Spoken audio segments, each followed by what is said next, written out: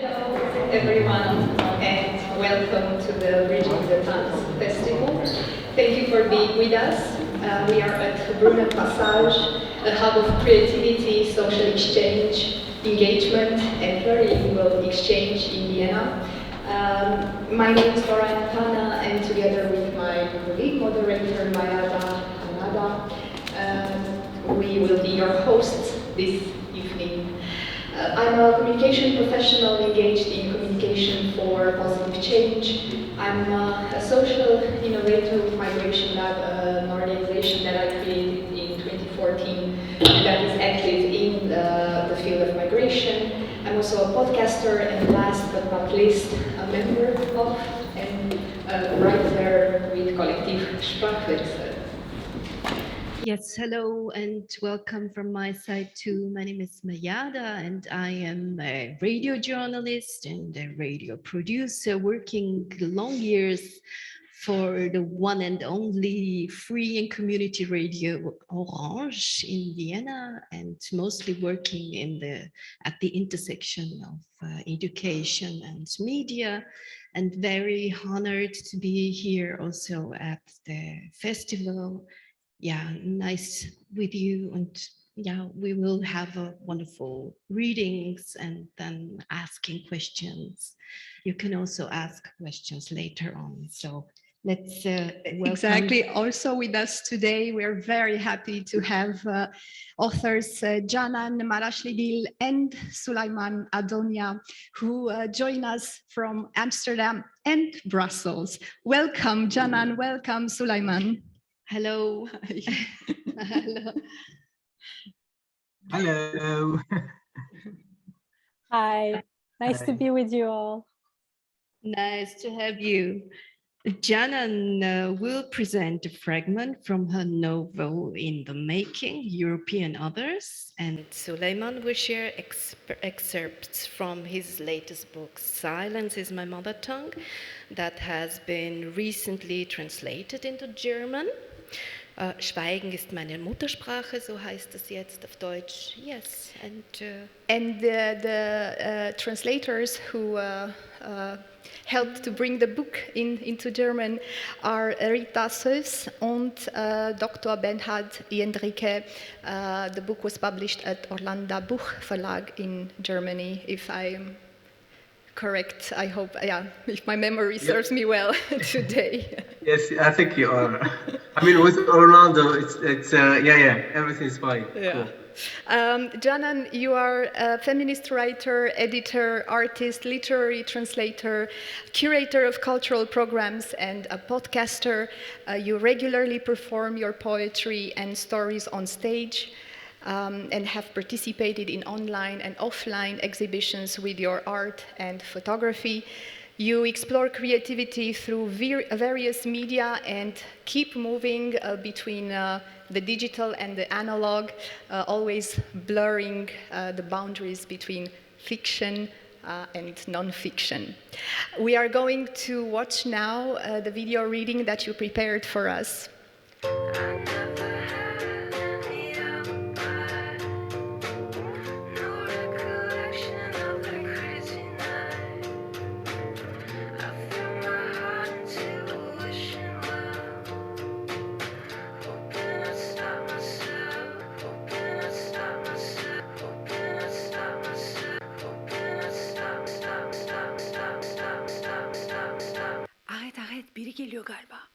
I mutter to my boyfriend, holding to the storage boxes around me as I face the white brick wall as he penetrates me from behind. Not anal, don't worry you prude ones, that will come later in my life, in the middle of a betrayal I was unaware of. We're in our early 20s, we're beautiful, we're horny. Mind you, I still am. He is younger, they always are. Paragraph 1. You caught me fucking in a basement already, so I can tell you, I'm terrified that any man I fuck will remind me of my father. A few years less buy me an anti-Freudian buckle. I don't need that kind of belt with the women I fuck. My mom's a nutcase, but she is not the cheater in the story. I hurry him as I switch off the light with one hand and remain in balance with the other pushing on the box filled with memorabilia from a time when love was still a possibility. The steps of a neighbor walking down the hallway of the storage basement of our fancy Brussels building muffles his climax. My lust remains suspended here as he pulls the condom out and I dispose it in a little plastic bag I always keep in my pocket for fucking impromptus. We kiss, grab each other fondly. I know he's crazy about me. I thought I was in love too. Turns out I was just fucking my way out of love. We pull up our pants, leave the storage unit making sure no one is around. He disappears onto the stairs and I take the lift. There's a mirror inside. I turn my back to my own reflection, looking at the sperm captured in the plastic bag like the cadaver of a sad win at a village funfair.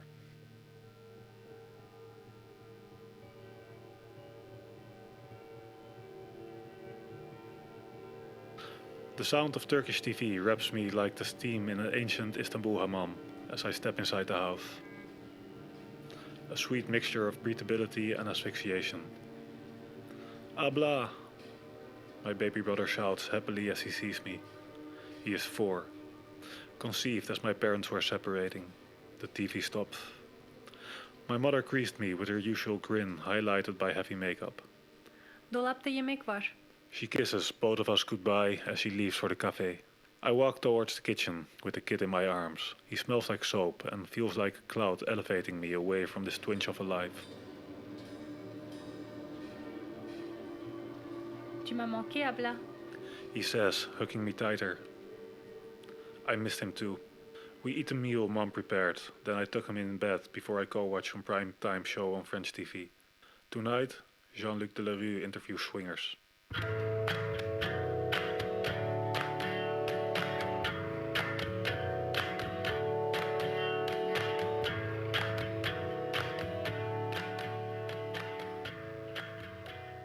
"7 a.m. Alarm, breakfast, shower. Wake up, kiddo. Mom is asleep. She probably got back late or early. That description depends on your circadian rhythm. I drop my brother to school on my way to university. I light a cigarette as I wait for the tramway. In between us, our professor insists on each syllable. In, between, ness. In every fucking book. I whisper to my bestie. We laugh as we scribble down the words for the 100th time in our notebooks. Our class focused on post-colonial literatures in English. This was 2 decades before we ever mentioned the words diversity or representation. A time when I was told over and over I should not even dare trying to write in a language that is not my mother tongue. All the languages I knew were forbidden to my creativity. In between us, my ass. Frozen is more like it. LTF is right. We're frozen in our identities by a bunch of people who have no idea who we are, how we feel, how we hurt, how we fuck, how we laugh. Who the fuck is we anyway?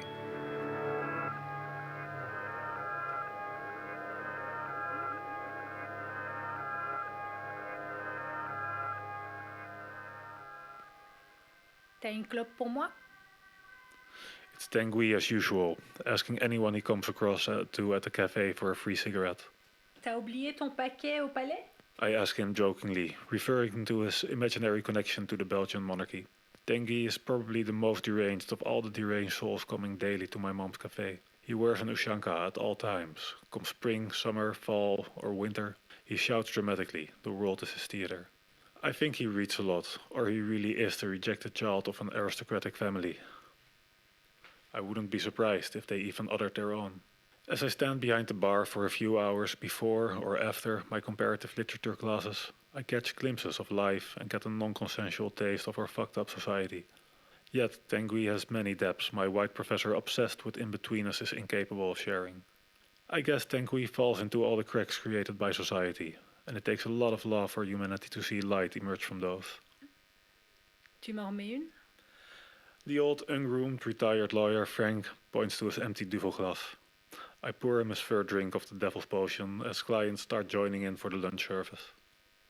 Frank used to come daily with his wife, a skinny, tiny, fragile-looking woman with her transparent skin made even paler in contrast to the dark red of the port she kept drinking next to her husband. She died first. Cancer. Since he once dared telling me he wanted to fuck me, I lost all empathy for the man. I still serve him his disgusting beer. Like Mom says, these drunk pay the rent. As long as he doesn't try anything. But his J'ai envie de te baiser. coming out of the blue, literally in between a close reading of Oscar Wilde and a parent-teacher meeting at my brother's school, did feel violent, which I processed in my mother's basement. I didn't tell my boyfriend why I wanted him to fuck me harder than usual. He would have come to the cafe to beat Frank to death, and I don't care for testosterone drama. Especially that he wouldn't act to protect me, but because he thinks he owns me. Only he can say out loud he wants to fuck me. If only he knew I was using him and not the other way around. I don't talk to Frank anymore. He doesn't try to engage me in a conversation either. I enable his slow journey towards death, soaked in heavy beer and the smell of cigarettes. Enters Pierre, our failed actor, with his grandiloquent attitude, always kissing me on the cheek, a real smack-sounding one. Not the polite way of saying hello, as we do in Belgium, one fake kiss on the cheek, the skin of her cheeks barely touching as we say, "Salut, ça va?" I must hide behind the counter to clear up the saliva he leaves on my pores every time. He comes accompanied today. Tu connais mon ami poète, Albin? Of course I don't know his failed poet friend. I smile and add a salut Albin as I serve Pierre his usual Jupiler from the top. Albin orders a glass of white wine. He wears a beret and smokes gitanes. I'm not making this up. He talks as if he just won a concours or some other unattainable literary prize, while I'm constantly kept back by a frozen definition of my identity. Albin hands me his self-published little poetry book. It fits in a pocket. Clever, I think. Or is it? It's 3 in the afternoon and the drinks are added to Pierre's tab, which his mother will come pay for at the end of the month, like she always does. They come have lunch with her husband and chat with my mom, sharing their worry about their son's situation. No job, no prospect. Vous avez de la chance avec votre fille. Pierre's mom tells mine, as she looks at me with a disturbing mix of admiration and envy. A cocktail of emotions she may have never tasted if we were a white Belgian family running this cafe. I sometimes work later in the evening. That happens when the waitress for the evening shift runs late. Like all of my mom's protégés, she is one of the many migrants from Bulgaria or Romania at a time when they still weren't seen as full European citizens. You're right, they still aren't. The white West really has a problem with anyone who falls outside of their constructed definition of Europeanness. Faşizm kanlarında var. A friend from Turkey once told me. Kan means blood, it's in their blood. We of all nations should certainly know how oppression operates. Just like the French always love to remind me of the Armenian genocide whenever I mention my Turkishness. I find it fascinating how well oppressive state members recognize one another instantly. The clientele transforms in the evening shift. The girls working on the Avenue Louise come in for a hot tea in between 2 blowjobs. I speak with Anna, a young single mother who left her son with her mom back in their village in Romania. Ta mère, très gentille. She tells me in her newly acquired French. Her mixed-up use of grammatical gender warms my heart. She thinks my mom is kind because he treats her nice and they take picture together for Anna to send to her mom back home. Maman, elle croit moi travaille ici. Of course, her mom thinks she is a waitress here. Anna sends money back home every month, what she earns pleasuring men, sometimes disgusting one like Frank, she tells me, and on a rare occasion a kind one in search for affection. No matter what line of work you're in, paperwork will determine your value as a human being. It is much easier to have agency with a valid passport and social security. Anna's mother doesn't know my mom takes 10 euros from the girls every time they come to use the small bedroom at the back of the cafe. I had no idea what was happening until I saw my mom handing the key to that dusty room to Anna. There's a separate door and hallway right next to the cafe's entrance, leading to that little back room. Renting a room by the 15 minutes to a illegal sex worker is not something you want to define your own mother with, especially at 20. I don't judge, but I am angry. I fuck my boyfriend in the basement because despite all this twisted freedom, I have to fit into the good girl mold. The one defined by patriarchy. The one that wants to shape us all, no matter where we are. I don't mind certain tradition. The evil eye everywhere, fasting during Ramadan, not eating pork. Mom disrupts the patriarchy in her own way, while enforcing its rules on me. It's confusing, it's complex. It's not an end, it's a process. It's getting late, and the waitress is still not here. Mom gets nervous as more and more mafia-like men arrive and take place at the round table at the very back of the cafe. The private space, caught in between the kitchen and the screen playing Turkish TV. Soaps, sensationalist news, or football, depending on the time of day and who's watching. Mom is about to cover the surface with a green tablecloth and starts swapping cards and chips. Fidan arrives right on time. Abla kusura bakma. She runs towards me and Mom as she mumbles an apology in her Bulgarian Turkish. She kisses Mom, who grunts her a Heidi Heidi. Fieldon is my age, but hides her fresh energy behind layers of makeup, synthetic clothing and too much hairspray. She has a 5-year-old son and a violent lover who cheats on his wife openly. Her mom also works with us, cleaning and cooking. They all live in a dump in Schaarbeek, squeezed into 40 square meters, sleeping on top of each other. The owner doesn't care if the place is livable or not. Nobody does. What an amazing democratic country we live in, where your humanity is always defined by the papers you carry. I hand in the bar to Fieldon. She already started to flirt with Frank for tips. I leave the sad tableau behind as I emerge from the smoke to the street and walk home. I don't rush. My brother is at my dad. I'm planning a quiet night. Maybe some TV. I wonder what messed up theme Delarue is going to present us tonight. Definitely more TV.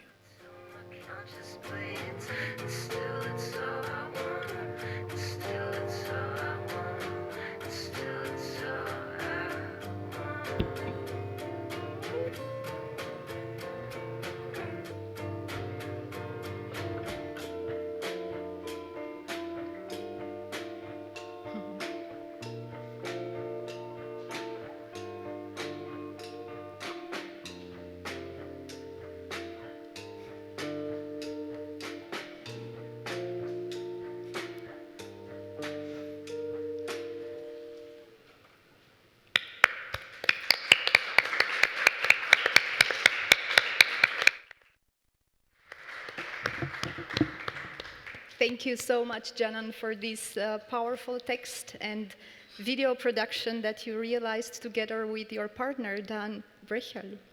I would like to mention for our audience that it's the first time you publicly share a piece of your work-in-progress novel. Thank you so much for letting us into the creative process of your writing. Now we are going to continue with introducing Sulaiman, showing also his video reading, and afterwards we'll come back with questions for both of you individually, and then some common questions to create a discussion. Sulaiman, you are a novelist with Eritrean and Ethiopian roots who grew up in Great Britain, currently living in Brussels. Your first novel, The Consequences of Love, shortlisted for the Commonwealth Writers' Prize, was translated into more than 20 languages. Silence is My Mother Tongue, your second novel, has been longlisted for the 2019 Orwell Prize for Political Fiction and was finalist for the 2021 Firecracker Awards. Is it right? Yeah. Firecracker. Yeah. Firecracker in Fiction and also Lambda Literary Award. Your third novel, The Seers, will be published in 2023 by Canongate UK and Grey Wolf USA. In Brussels, you've launched a creative writing academy for refugees and asylum seekers at the Asmara Addis Literary Festival. In exile, you're a columnist also for The Standard, a Belgian newspaper. And now we are going to watch the video reading you prepared for us. Thank you so much, Sulaiman and Mylène Gomera. And see you in a few minutes again. The New Blanket, a chapter from Silence is My Mother Tongue by Sulaiman Addonia. The New Blanket. Saba had arrived at the apartment built by their grandmother whistling a song. She was holding a letter from her teacher which commended her for another top mark, and a pack of Hagos's favorite sweets, which she had bought to thank her for doing all the chores while she studied. Her thick braids, which he had styled for her the evening before, framed her face like a crown. Saba was about to open the gate when she heard the midwife screaming abuse at her mother. Saba climbed the wall and peered inside their stone-floored courtyard. Her mother stood in front of the midwife, head down. Behind the two women, the door to Saba's room was open. Hagos sat next to the terracotta pots full of herbs, cooking Saba's dinner. She smelt the fried lamb with shuro that she'd liked to have on the last evening of her school week. The flowers their grandmother planted against the wall for her lover living on the other side quivered in the afternoon breeze.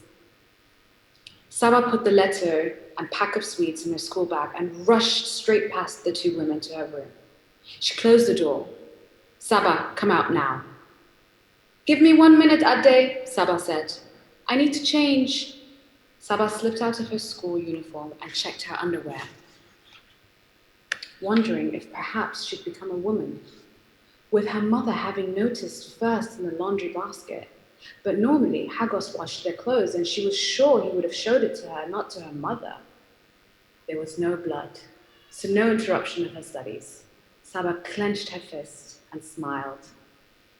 Saba rubbed some cream her brother had made all over her legs. Her smooth thighs glistened.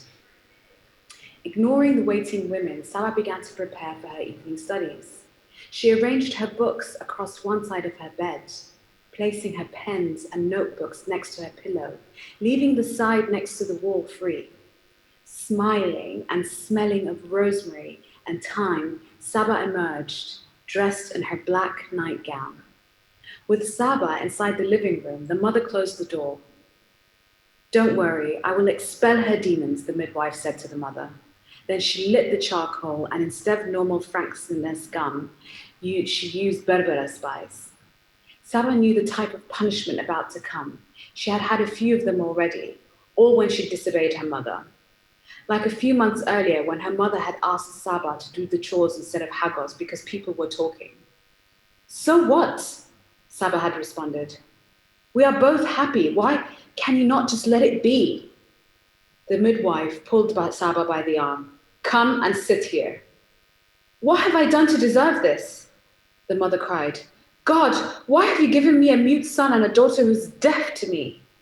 She was made to sit in a chair. As her mother sobbed, she tried to guess her crime this time. Perhaps it had to do with her studies, for which she isolated herself in her room day and night as she worked to achieve the results she needed for a scholarship to the university. But it could have also been because her mother had walked in on her while she was masturbating a few days before. The berbera smoke coiled towards the ceiling fan, which had hung still ever since the generator left by their grandmother had been taken by the derg. Since then, Saba had to study by candlelight or by the light of the oil lamp. Saba coughed as she undressed. She waited for the cover to be thrown over her head, the burner with chili to be placed between her legs so that her bad spirits would burn in the smoke. It had always amazed Saba how her mother and the midwife thought of her traits as though they were aliens who had come to reside inside her that they could chase away with fire. But Saba had chosen to be this way, stubborn, focused, unrelenting in her pursuit of excellence. She was proud of the trait these two women kept accusing her of as if it was an insult, being manly. But then, and to her horror, the midwife knelt in front of Saba and parted her legs, peering closely. How could you lie to me, she asked, shaking Saba's mother. Why didn't you do it? Saba's mother trembled, looking away from the midwife. Who will take your daughter as wife now? The midwife emptied the jar of berbera into the incense burner. It was her grandmother, the mother said. She vowed she would cut my head if I ever touched Saba. Go and get me a razor now, the midwife demanded. Saba's mother didn't move. The razor. Weeks after Saba returned from the hospital having had treatment for her burns, the midwife entered her room holding a razor, the mother behind her. Saba had yet to understand why the midwife had become obsessed with her vagina. But the woman's persistence about executing this rite, about ridding Saba of a piece she carried on her body unaware, made her wonder if it was for her own good, as important as washing the dirt off her skin, as necessary as amputating an infected limb. But the thing the midwife aimed her razor at as her mother restrained her was the very thing Saba touched to pleasure herself. So that afternoon, Saba called for Hagos as she fought to release herself from her mother's grip. Hagos, help me! Hagos! No answer. Saba pushed her mother out of the way. The midwife, though, blocked the door with her body. "Do you want to be a prostitute?" she said to Saba, fury in her eyes. "Please, sit down. We are doing it for your own good." Rice. One morning, lorries drove into the camp with more provisions. As well as oil and sugar, they brought sacks of rice to distribute to the residents of the camp. "We would have preferred pasta if you'd asked us," the praise poet said. Saba laughed. "We can't help it, sir," said the praise poet. "The Italians are to blame." Saba walked up to the aid coordinator and asked about school. "One day, soon," said the Eritrean man standing next to the Englishman. "First eat, be healthy, and then school will come, God willing."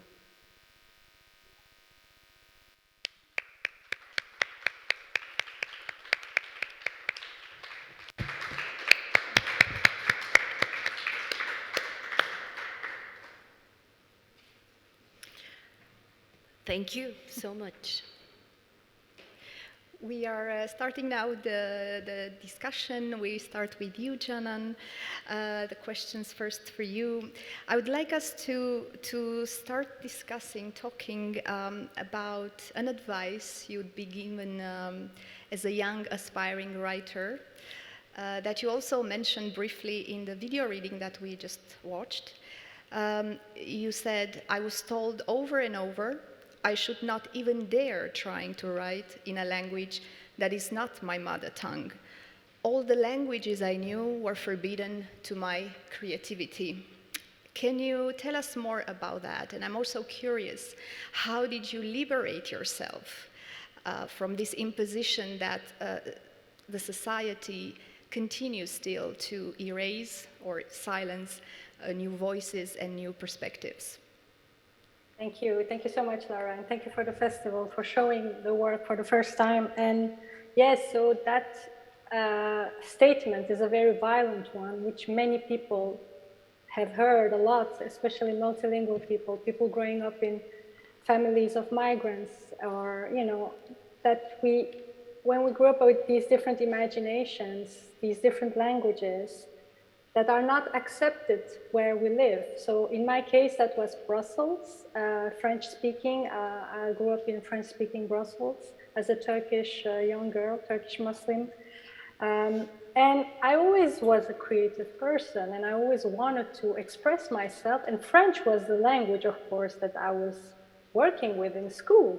So Turkish was the language of the home, and it wasn't a language I was using to express myself. So all the urgency and the need came from with French at first.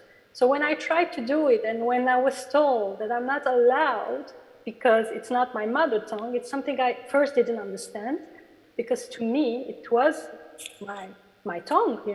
What is a mother tongue? Even that I don't understand what it means. And it's the languages that are in me. Turkish is in me, French is in me, now English is in me. I write in English now.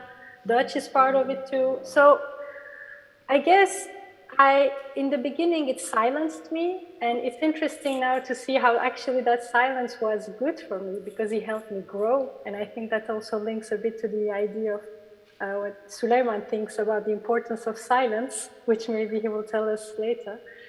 But that silence, long years of silence because of that statement, actually helped me grow as a writer and someone who expressed themselves.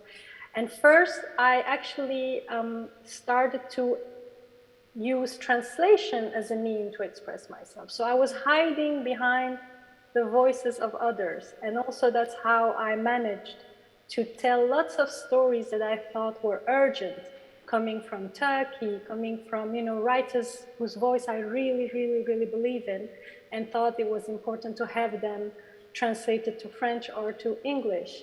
And that really empowered me, really. Translation, literary translation is what empowered me.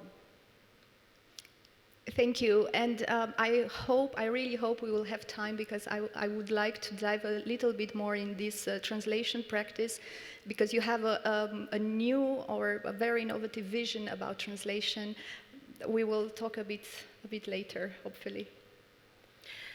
Yes, Janan, my question goes a bit into the political side. So you have kind of a special gift for me, as I saw it the first time, to interweave this very important political topics, very different political topics into one story. And migration, patriarchy, diversity, feminism, gender identity, sexuality, and so on. So really very rich colonialism also. And with this easiness through the eyes of a young, cheeky, very open, non-binary person, if I may say so. And are the people around you also that much surprised, or are they shocked about your courage addressing these topics? Not also because it's you and because of your special biography, let's say so, or is it very normal? I don't know. I want to know. To me, it's normal. No, whatever normal means. We could spend hours defining what normal is. So in my created norm, constructed norm, it's how it works. It's part of my experience, the stories I tell, the experience of people I love and I spend time with. So, and of course, everything I do, I guess, has a political aspect to it because I believe that we are all political beings. We live in a world that is very challenging, and there are lots of discourses around that oppresses lots of people and silences a lot of people. So my work, I guess, is created within this context. I don't create in a vacuum. I am influenced by everything that happens around me. I am influenced by my own experiences. What you heard in this fragment, the mother and this young queer person having these experiences are things that I myself, have experienced as well. So it really comes from inside, from an urgency. And that's what interests me with fiction, is that what can we do with these realities and how can we create characters that can touch people who are not part of these experiences, because I don't want to shock people, I want to touch people. I want people to feel emotions. I want people to recognize themselves, no matter where they come from, what they've done in their life, it doesn't matter. It's about emotion, and human beings are complex. And this is what I'm trying to show through the stories I want to tell. It's the complexity, because again, this is also maybe political. We live in societies where everything is so simplified and binary. You're either this or that, and stereotypical depictions of so many people. I try to counter that. Would you expect Muslim Turkish migrants having a cafe and renting rooms to sex workers? Probably not. So let's complexify the stories and put them in context, which are not always simple. Thank you. Also, languages and translations are part of everything you do. I would like us to talk about the language of othering other people. It's a phrase penned by an artist I know you value immensely. It's Edmund de Waal, who is actually connected to Vienna. Many of you, he's a ceramist and writer. Many of you recognize him from his family memoir, The Hare with Amber Eyes, set up in Palais Efrussi at Schottentor across the University of Vienna. You entitled your novel European Others. I know it's a working title. However, how did you choose it? How did you come up with it? So othering, I love that you talk about Edmund de Waal. I know that you love Edmund de Waal a lot as well. He's someone we talked a lot about, you and I. He's a tremendous artist because of he comes from a Jewish heritage, but then he grew up in the UK. I don't remember, but his parents his father, I think, was a priest or something, and they are very much involved as a family nowadays, doing projects and working to support refugees in the UK, because he comes from an experience where his whole family had to become refugees because of the Holocaust, and he talks about this in his memoir beautifully.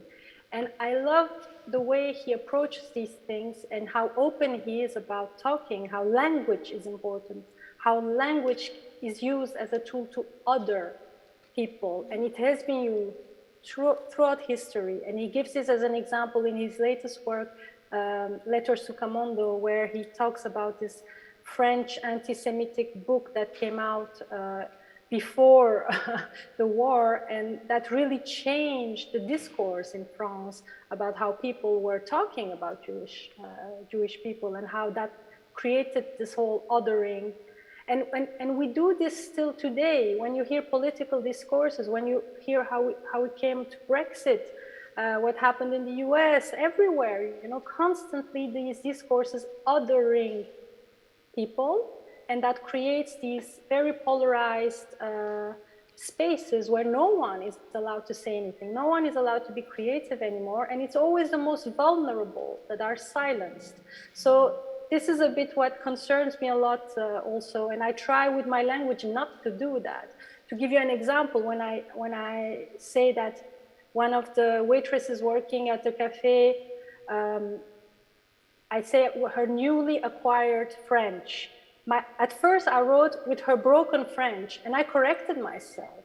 I thought her French is not broken, it's newly acquired. It's not the same, so language matters. If I was saying broken, I would have conveyed another message, and it's not broken, it's newly acquired.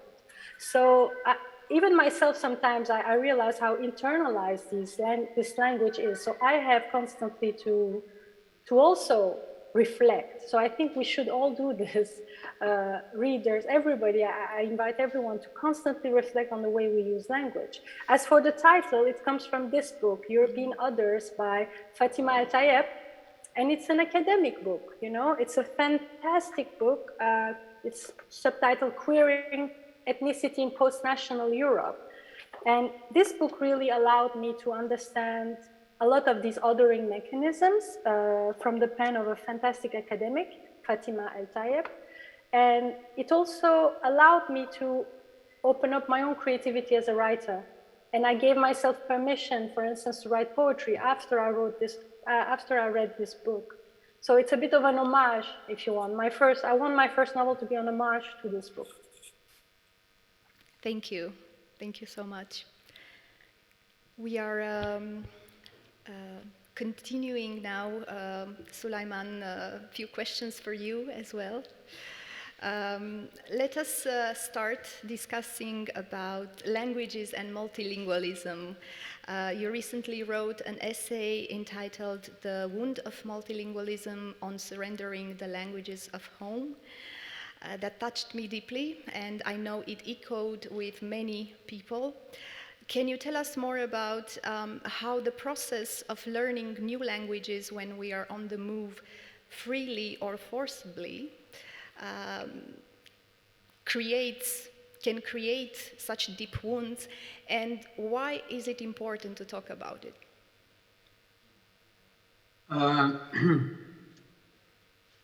First of all, I want to say thank you for inviting me, and I want to also say how happy I am to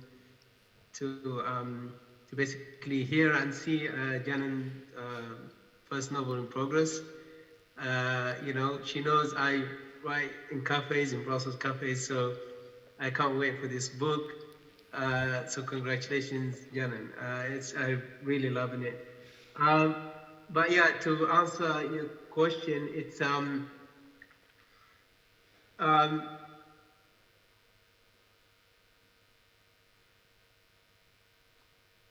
I'm trying to find a way into answering your question because there's always this idea when we talk about languages. Most of the time we talk about how we tend to celebrate the acquisition side of languages, you know. So you hear a lot of people who say, oh, you know, I speak 5 or 6 or 7 different languages, and you know, it's always like, wow, you know, there's always that kind of you know, there's that wow factor about it. But to me, you know, one day when I was thinking about it in one of my walks, it suddenly occurred to me that there is also a dark side to acquiring so many different languages that we don't often talk about. And I started to think about that, and I started to kind of go back to my journey in life, or also with languages, also you know, moving between different countries. And then I actually realized, or started to realize, the depth of how each language you acquire also comes with deep wounds. And that happens because when you move between countries, in my case, for example, you know, I was born in Eritrea, then I went to Sudan when I was young, like something like that.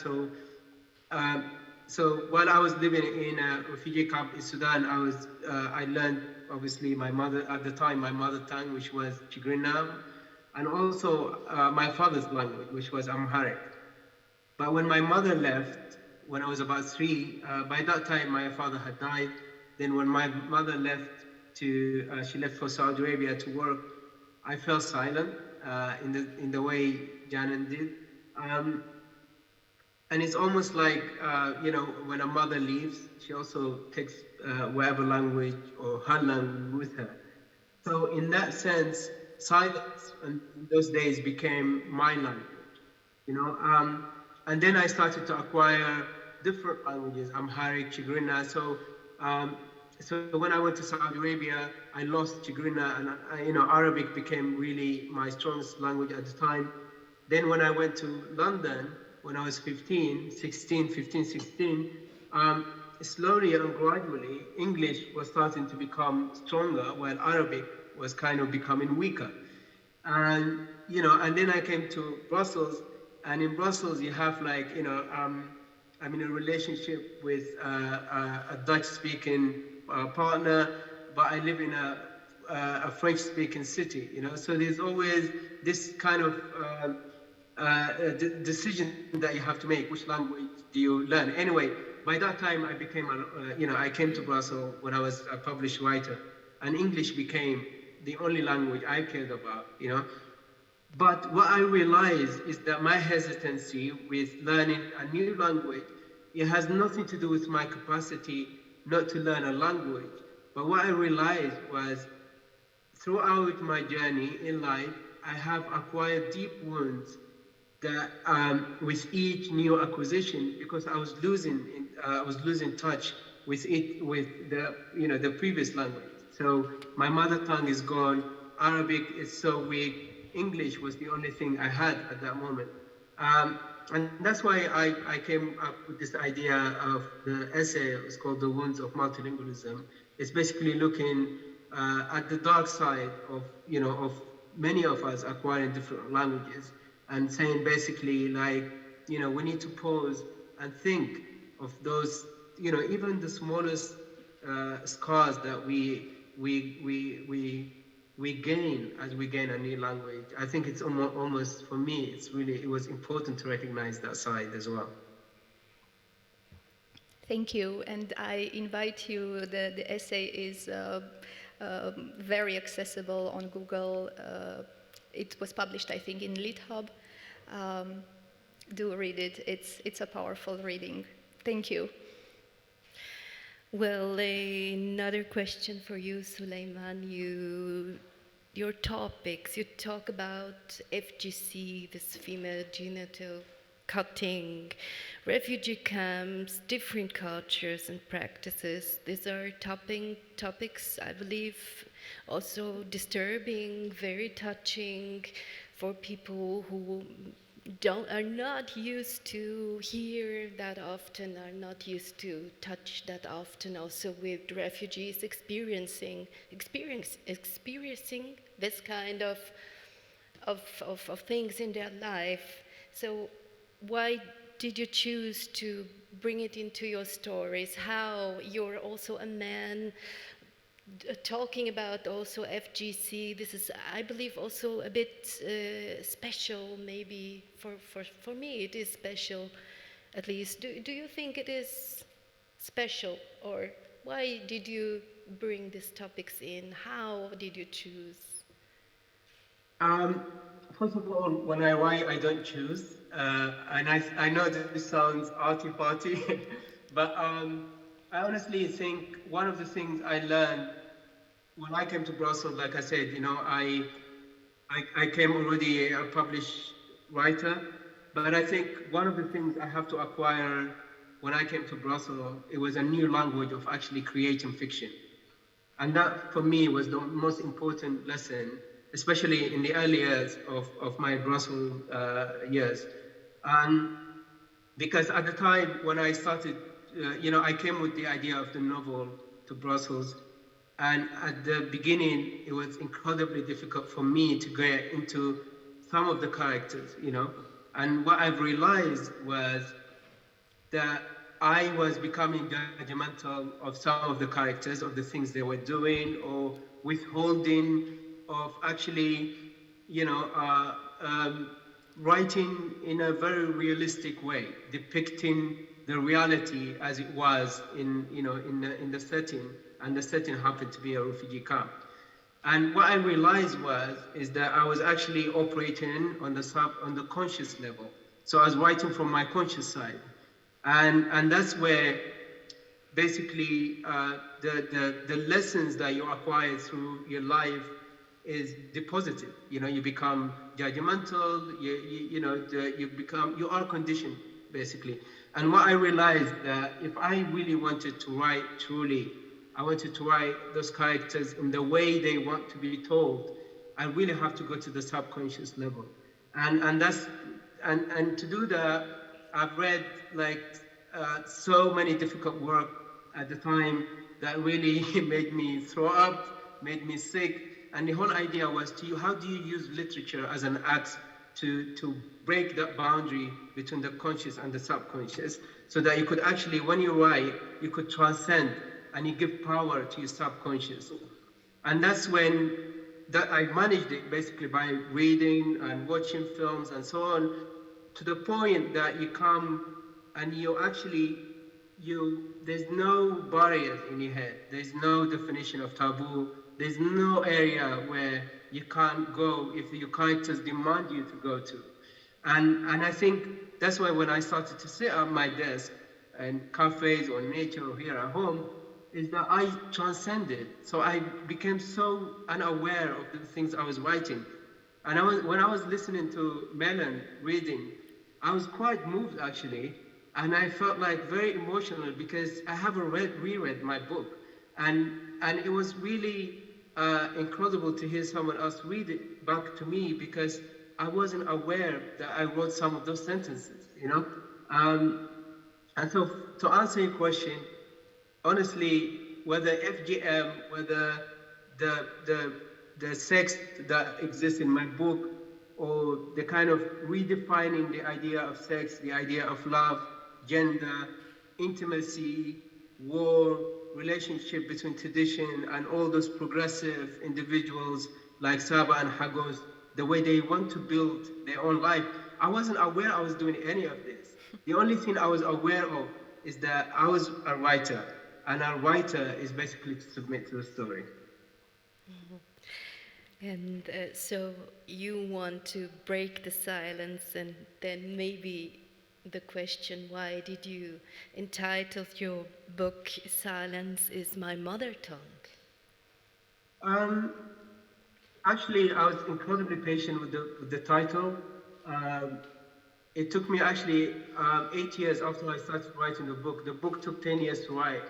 And it was 8 years after starting the book that the title came to me. And I remember actually when it came to me, I was walking at night like I do. And then suddenly this title just landed. And I was shocked. Like I said, I was waiting for it for 8 years. And that's such a long time, And I went back home and I wrote it and I sent it to my agent at the time. But I think the title for me, it is what this book is about, and what this conversation actually we're having is all about. We're inviting, I think it's an invitation to see the language, not in its limited form as we have been taught it is, but to come and redefine it the way it has to be redefined according to our own choice, you know? So for example, like I said, when my mom left Sudan for Saudi Arabia when I was 3 and I fell silent, a lot of people wanted to make me talk. So, you know, they were concerned about me. They wanted to take me to a doctor. But I think what they didn't realize at the time, I was happy being silent, you know, because that's how I was communicating with the world, you know. I didn't need an active language. I didn't need, you know, to speak loudly in order for me to feel alive or to feel present in this life. I had my own language, and that's what you know, and that's what I guess in a way the book does, is to invite you to see not only language but also your being, your sex, your identity, your gender, in so many different definitions. And also, you know, and in a way, each language we acquire, whether be it silence, French, Amharic, Tigrinya, or German, it's you know, I think it becomes, it develops a different meaning once you take it on a journey, and then you realize actually how a language that you're not born with really becomes almost, you are giving it a rebirth inside you. And that's because you're giving it every day, you're giving it part of your identity, part of your feeling, part of your emotion, part of your persona, part of the thing that make you sad or happy, vulnerability and strength. And that's why, you know, it's almost like a language really, it doesn't matter, like what Canan was saying about her character, you know, speaking broken or a new acquired language. It doesn't matter how long it lives, so long as it lives inside you, you will be powerful in it, depending on how you try to express it and how comfortable you are with that particular language. Thank you so much. And one more question from me, Sulaiman. I guess it relates to what Mayada asked you earlier. Why was it important for you to focus the book on a female character, Saba, who is a fiercely independent and sexually polymorphous woman? You know, someone asked me that question the other day, and like, you know, like I said in my previous answer, is I'm really not aware of why I choose characters. I mean, this book, you know, the idea of silence came to me when I was in Paris in 2009, I think. And I was reading Degas. I went to a museum, I came out with Degas' book, and I saw this kind of, one of his series called A Woman Taking a Bath. And, you know, this is how, you know, so this is I think a sex worker that he painted, and she was taking a bath in a bucket. And, you know, and this is how we used to take baths when we're in a refugee camp. And so the idea was like, you know, I told myself, I'm gonna paint a book in words about a woman living in a refugee camp. And that's how it started. But looking back, I think, you know, it's clear, like, I have many women characters in my own work, you know. And, you know, and I think it could be the fact that I was brought up by women. I opened my eyes to this world, and I was surrounded by women. When I was in Sudan, our compound was just full of women, either because their husband died or husbands who went away to work.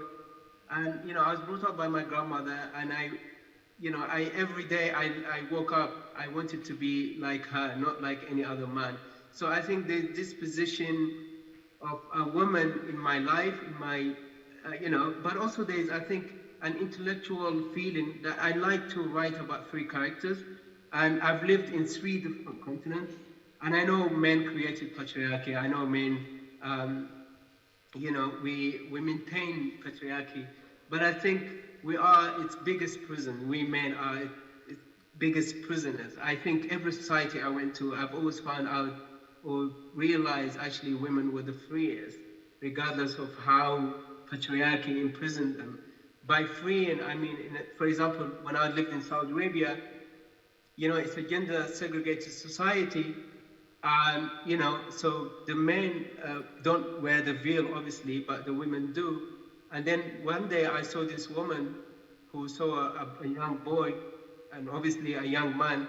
She was a young woman, I guess, and she saw a young man, and she dropped a note, and that was her number. And so, you know, for me, that was the beginning of my first novel. It's about love story that happens between those two characters, and it would not have happened were it not for this woman actually dropping that note. The sex that happens between them, the love that happens between them, the powerful way with which they try to resist the society, it would not have happened if it were not for this women like her. And it's ironic because, in a way, the society is all designed to imprison women. So, yes, you know, you see those signs of freedom, obviously associated with women. And to me, writing is all about the details, how you take those kind of small revolutionary acts that you kind of, you know, you see, and I noticed throughout my life. And I was like, yeah, like Fiore, like Saba, those are the kind of characters that really embolden me. And because we know writing is very difficult, I gave this book 10 years of my life. And I have to be motivated by some of the characters. And obviously, you know, characters like women, like Saba, really kept me going. Thank you. Now we're going to have a question for both of you. And afterwards, we are going to open the floor to the audience. Canan, you are an artist who values process immensely and isn't afraid to openly talk about it. A good example is today. You shared a piece of your, an intimate piece from your writing process. To me, it feels that process for you, it's another artistic layer that you bring to your writing. You also recently published an article on your website on this subject entitled "It is never just a process," in which you also explain the process of creating this video production based on the text that you wrote. If you could share with us your approach to process in your writing, what does it mean to you and how does it influence your writing? And Sulaiman, the same question, how was the process of writing this book for you, of writing the main character Saba, or if you want to share in general, how is the process of writing for you? I remember in one of the interviews you gave, you mentioned something that the process of writing is quite torturous for you.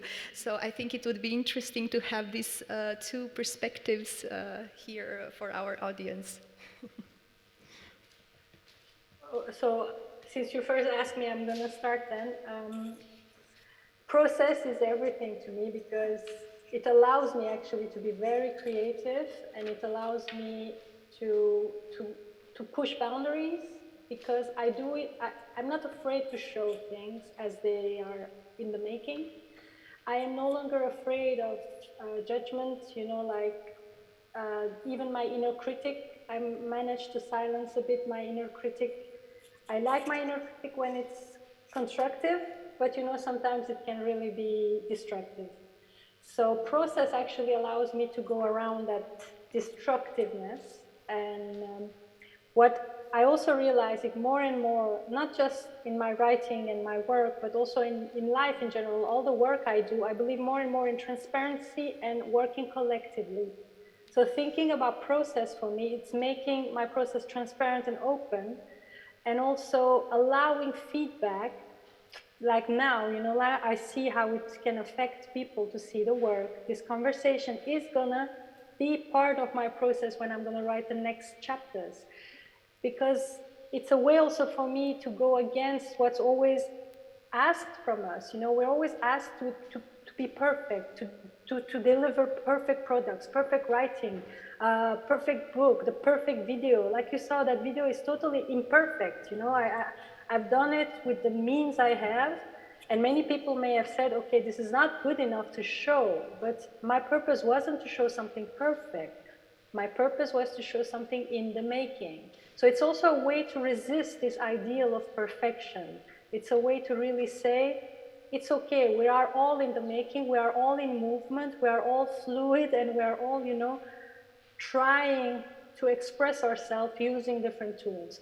That doesn't mean that I don't care about quality, but what is quality and according to whom? I have my own standards, so I do try, of course, to follow those. But I don't want to be imposed standards from outside which have been constructed by values I don't necessarily believe in. And I am creating my own way of of expressing my voice and the voice of characters and people I care about by showing the process. And it can be very vulnerable, you know, it's really like being naked, actually. You know, everybody sees what you're doing, and it's very, very easy that people can try to break you. And that requires a bit of not caring about what people who don't share your values think. Thank you. And Sulaiman?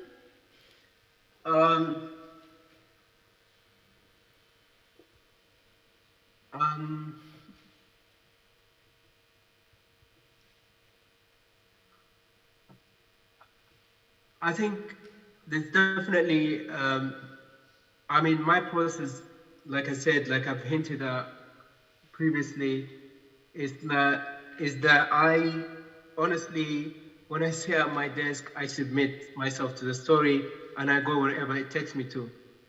I think I believe, and I said this before as well, I honestly believe my job as a writer comes before I sit at my desk. By that, what I mean is,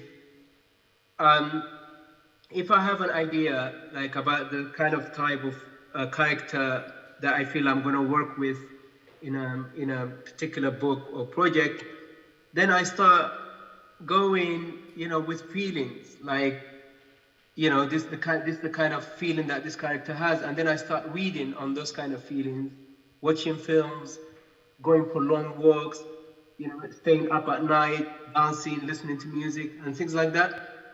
And then I sit at my desk and I feel like I have, basically what I do is I feed my imagination. I truly, truly believe in the power of imagination and how I can disassociate myself from my imagination.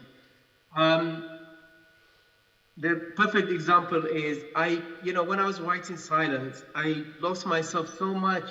I came out and I lost like 16, 17 kilos. And I hadn't realized at the time that I basically wasn't aware of my body. I wasn't, you know, all this self-love, all this kind of thing, because I've basically submitted my life to those characters.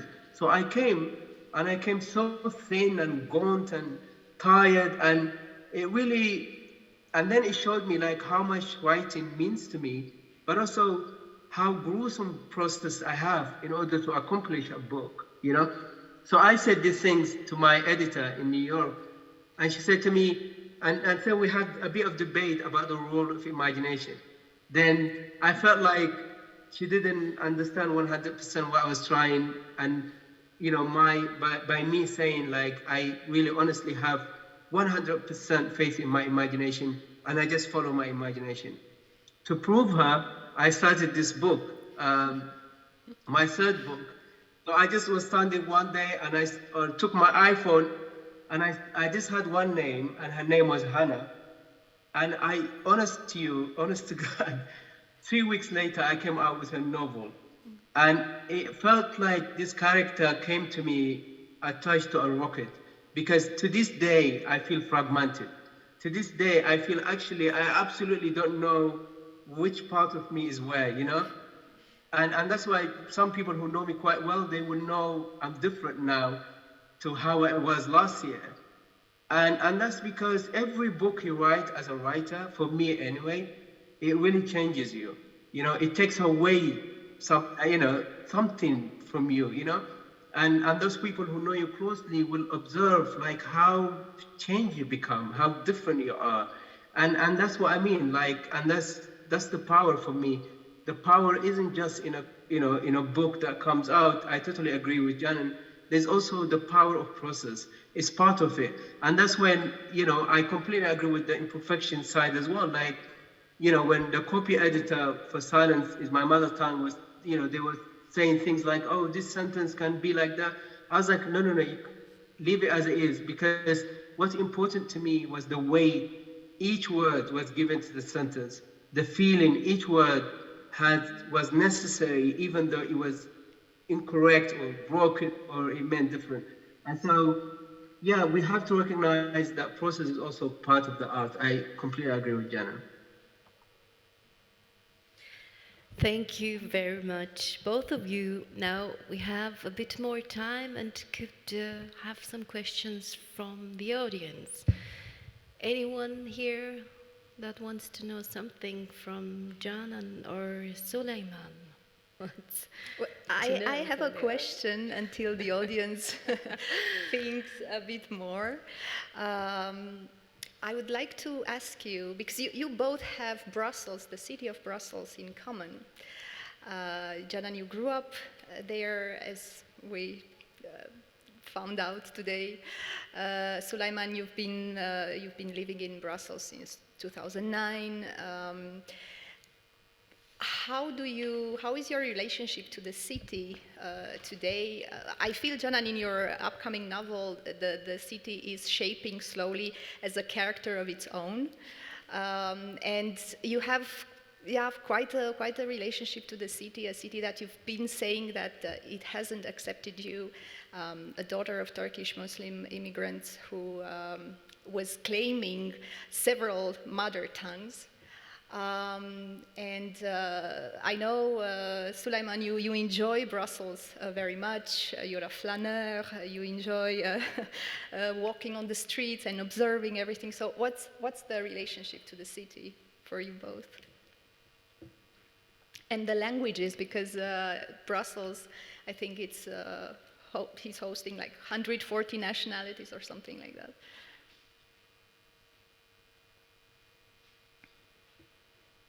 Canan, please go ahead. Okay, so for me, Brussels, it's a love-hate relationship. I had to leave Brussels to learn to love her again because of so many things. But it's so complex, the relationship I have with Brussels, because it's also linked not only because of how the system sometimes rejected who I was, because it didn't always. You know, there were many moments where who I was embraced as well. I've done amazing things in Brussels as well. I have beautiful friendships in Brussels. But I have a conflicted relationship with it, like I guess anyone would have conflicted relationship with the places where they live or with their families and their environment. And for me, the languages was the most difficult with Brussels, because you have to know that Belgium is a very complex country when it comes to languages, with Flemish, French, and German as official languages, and Brussels especially is mostly Francophone, but it's also, you know, lots of Flemish citizens live and work in Brussels, and the history is also very complicated. So I used to work in an institution, cultural institution called Beaux-Arts in Brussels, which was bilingual, and there it was always a fight between the Flemish, the French, and which language comes first. And I was so tired of this constant need to, because I could speak both, you know, for me it was fine. I could speak French and Dutch and Flemish, and I was very comfortable working in the environment, but I could see people always struggled. It was always political, which language you use. And when I came to Amsterdam, I realized it's also okay if you just speak English. People are also happy when you just speak English. And I was liberated from these fights between Flemish and French and which language goes on top of each other. And also the rejection of my Turkishness. I finally let it go when I came here. I was like, it's fine, I am who I am. I'm just gonna do what I want to do away from Brussels. But yes, Brussels is a complex, I think, city. And I'm sure, Sulaiman, you feel also certain of the things I just said, but maybe you can add to this.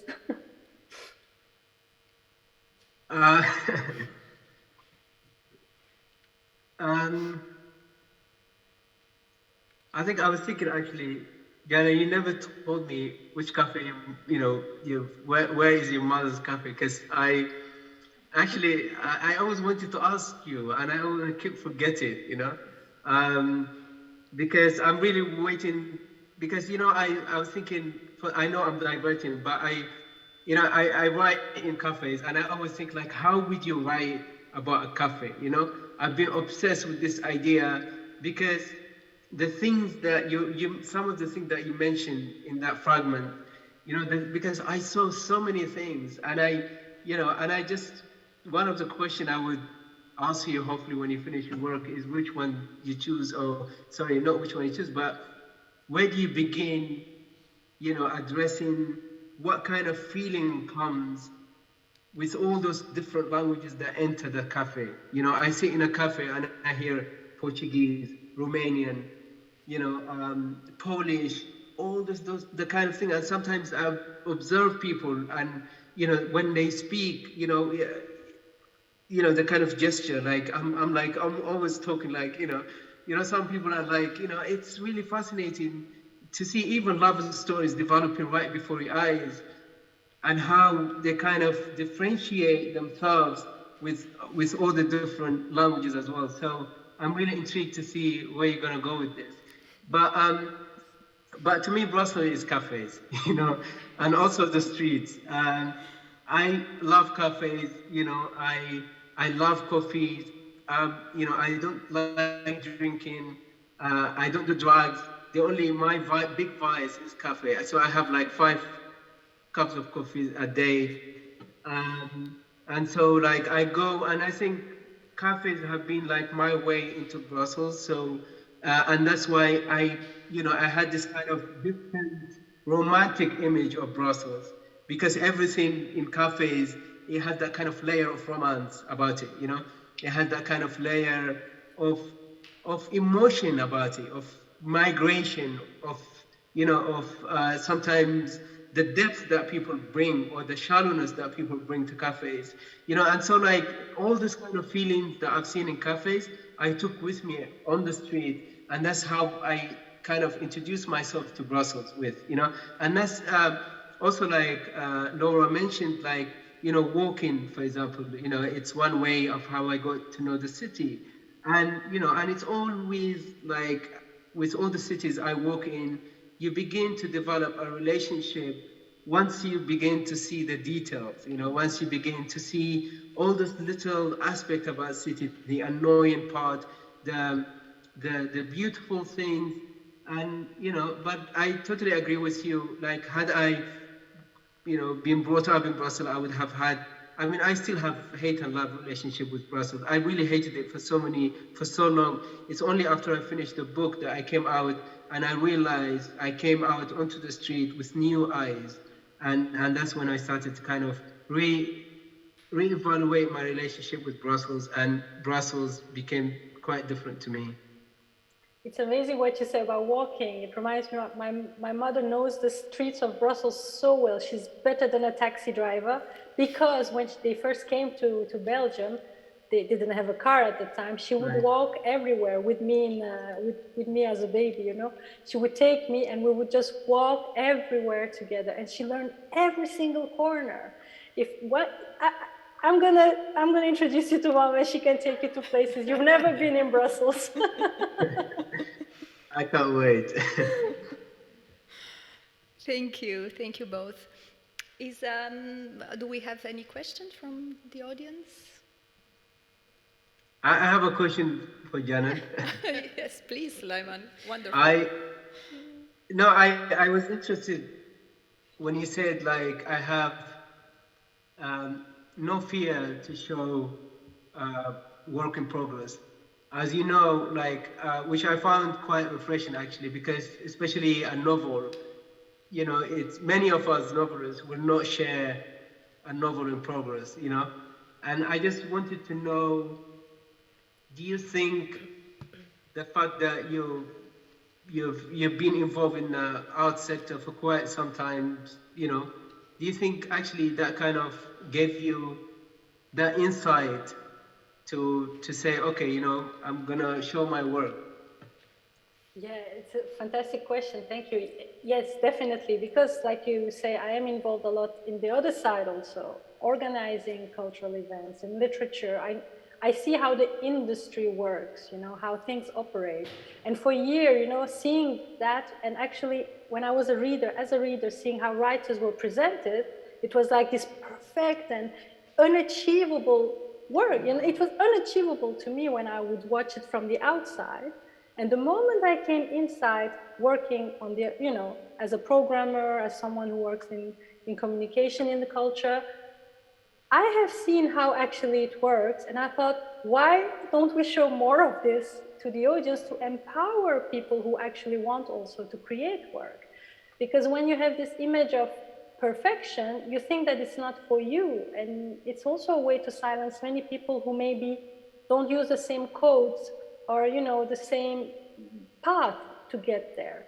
And to me, for instance, whether you come to identify as a writer, a poet, an artist, there's not a single path to that identification. It's everybody can use different paths. And I think that's also something you are very interested in, because we don't always have to go to school or to university or to art school to actually be an artist and a writer or study literature to do all this. But this is not what we've been taught. We always thought there was one path to get there, one way to get published, and then one way to have your work shown.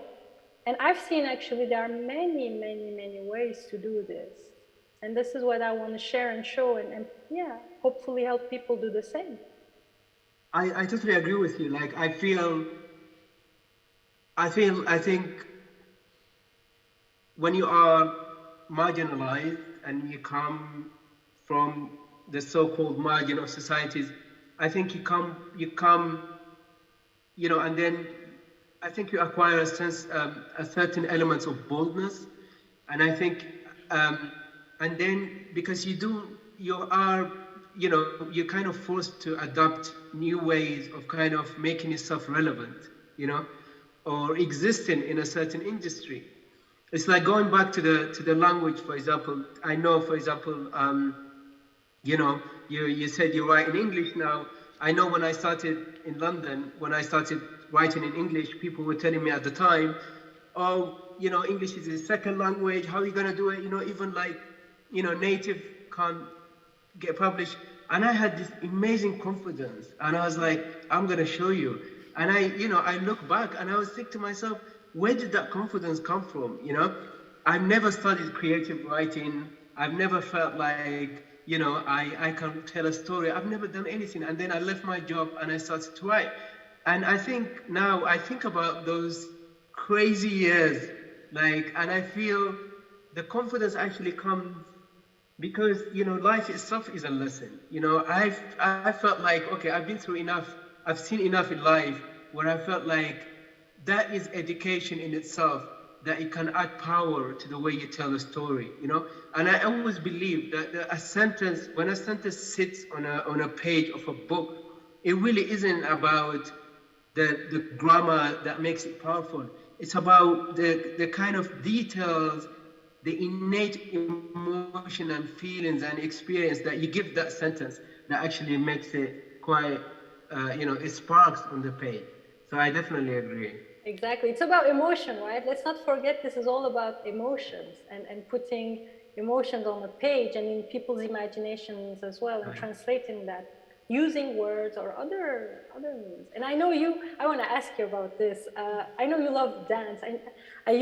You identify as a dancer on the page, huh? As if I'm not mistaken. And I would like you to tell something about your relationship with movement and dance, if you can. Can you hear me well? Yeah. Yeah, because I had a thing that said my internet connection was unstable. I felt, yeah, I mean, I really like, you know, for me, I think I wrote an essay for LitHub, you know, and it's about, for example, it's about people without access to books, how they can develop a craft, you know, and it's me having realized like that actually not everyone can sit with a book. If you want to be if you're an aspiring writer, not everyone can sit with a book, either because you don't have it, or you don't have access to books, obviously, or because sometimes your attention is, you don't have the attention, that a book requires. And I've always felt like I'm like that. I'm hyperactive. Like when I sit with a book, my attention just goes one page and I just travel somewhere else. And I felt like, that's okay, because I back that page or 2 pages with reading other things in, be it dancers. I love reading dancers, the way, the way they move. I would sometimes, I know it sounds crazy, but I just, without sound and stuff, I just watch a dancer for like half an hour or an hour. I just like follow her emotion, because the language of, the body movement is a language. I know it's not original thing to say, but honestly, once you kind of believe in that, then I think, you read so many novels on the body of dancers, and that's why I'm just greedy. I learn not just from books, but I learn from every person that walks this life, yeah. And nature as well, trees. I love trees. And that's a beautiful ending to our discussion today. Thank you both so much for this meaningful exchange. Thank you, our audience, for being with us today. We would also like to thank our partners Shift, Brunnenpassage, Volkskundemuseum and Radio Orange, as well as to all the authors, artists and cultural workers, and of course to the wonderful festival team who made Bridging the Tongues Festival possible. Thank you. Have a nice evening. Thank you both. So much. Bye. Thank you so much. Bye-bye. Thank you. Bye-bye. Thank you.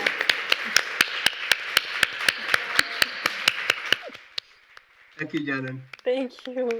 Bye. Thank you, everyone. Bye-bye. Thank you. Bye-bye. Bye.